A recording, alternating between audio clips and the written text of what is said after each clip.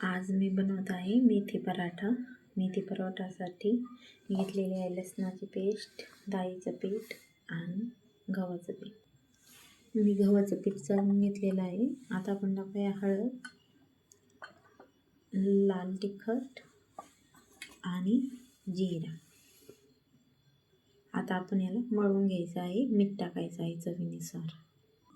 तर पाहू शकता मी छान असं पीठ मळून घेतलेलं आहे. 5 मिनिटं पीठ भिजून द्यायचं आहे. आपलं छान असं पीठ भिजून झालेलं आहे. तर आता आपण बनवूया पराठा, मेथी पराठा.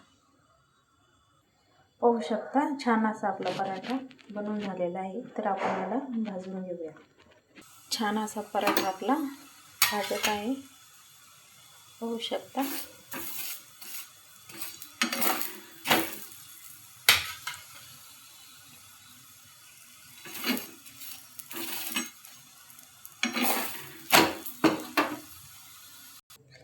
छान असा पराठा बनून झाला आहे. तुम्ही पण खाऊ शकता टोमॅटो सॉस सोबत. सकाळचा नाश्ता साधा आणि सोपा, झटपट होणारा.